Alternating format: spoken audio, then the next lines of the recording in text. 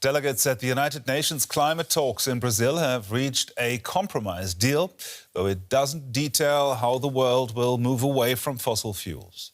The hosts acknowledged that some countries had greater ambitions for the COP30 summit and said a fossil fuel transition plan will come in a separate proposal, published later. Delegates did, however, reach agreement over funding. Wealthier nations should at least triple the amount given to developing countries to cope with the effects of climate change. Now let's go straight to our climate reporter, Tim Schauenberg. He's in Belem. Tim, tell us what is in and, more importantly, what is not in the final agreement. Well, let's start with the positives, at least from a climate-friendly perspective, talking about climate protection. You mentioned adaptation. Yes, a tripling of adaptation funding from richer countries to poorer countries most affected by climate change, contributed the less, was agreed here in Belem until 2035. What tripling exactly means is not clear yet. In a UN report, we know that developing countries need at least around 120 billion per year. So it could lead to a figure like that in the future going forward. Then the hot topic of fossil fuel phase-out could not substantialize here. There is an informal process being launched that's very vague, it's voluntary. This is not really what progressive countries had hoped for. Thirdly, there was also a deforestation roadmap, so how to protect forests in the future being planned.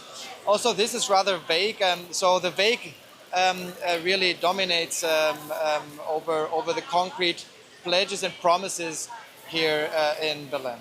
So what have the reactions been like to this agreement? Well, very mixed, but mostly disappointed. I talked to Panama's head of delegation, a small country, as you might know, and he was literally fuming. He said, "Well, this is really nothing. There is silence. This is not policy for the people. This is policy in the interests of big oil countries such as Russia, Saudi Arabia, but also China, and in this case also Senegal, that interrupted progress talks on substantial measures for climate protection tonight."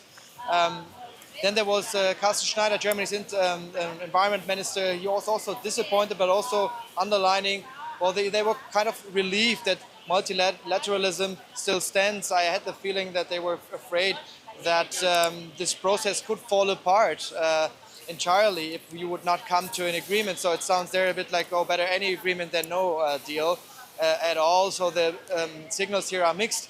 Many NGOs are happy with the adaptation part, but that's actually one of the few positive signals that's coming out of Belem here in Brazil, close to the Amazon. Tim Schauenberg there, reporting from Belem. Thank you very much, Tim. Now let's speak to someone who is with an NGO. Niklas Höhne is the co-founder of the New Climate Institute think tank and has just returned from COP30 in Belem. Now, Niklas, what do you make of the fact that fossil fuels have now been left out of this final agreement entirely? Yeah, that's not really good news. Actually, already 10 years ago with the Paris Agreement, it was very clear that we can only reach the goals of the agreement if we phase out fossil fuels. And then only 2 years before, or 2 years ago, it was really written in the agreement for the first time, the name of fossil fuels. And now, the fossil fuel industry and the petrostates have really blocked any progress to put that word into an agreement, which is, I think, really bad, because it would be the obvious thing to do. But they were very powerful to stop that from happening. Now there will be a plan to phase out fuels somewhere outside of the general agreement. That's better than nothing, but it's really not adequate at this moment. Were the oil-producing nations the only ones who were against taking the fossil fuels into this agreement? Well, they were quite heavily against it. Just to understand, if we take a step back, the fossil fuel industry is the richest industry in this world. They make $3 billion of US dollars profit a day, not a year, a day. So for them, it's very profitable to stop any progress from happening. And but still, progress would actually be better. So if people would go for renewable energy and energy efficiency, and if they do it right, it would really be a better system. It would help the economy if we do it in the right way. We could do it in a way that it helps the individuals and could be good for social justice. So right now, the fossil fuel industry really tries to go against all rational arguments, and so far they still have the power to block it. Now, the United States is due to leave the Paris Agreement and was not officially represented in Belem there. Has that had an effect on negotiations? Well, in the past, the US was not the fastest player on climate, but at least they wanted a deal. And when it came to this final hours, they were able to bring also the blockers on board, like Saudi Arabia. They could use their power to tell them, hey, you now have to give in.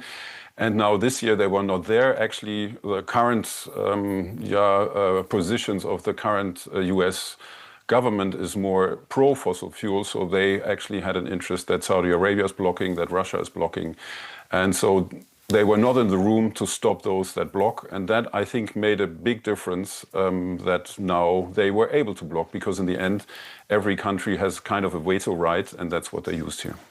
Now, this was not the first COP conference that you have attended. Are you hopeful that this format of this conference still can fulfill its role, or are the different parties too far apart in their approach to climate change?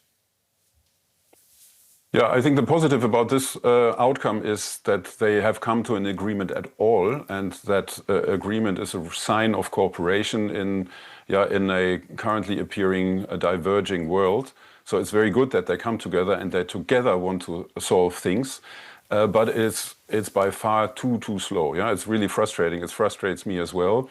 But to give up the process now completely is also not the right thing, because it has moved things forward. Our temperature projections for the end of the century are now at least a degree better than they were only 10 years ago. And with all the promises that countries made under the Paris Agreement, we could even reach global temperature increase below 2 degrees by the end of the century.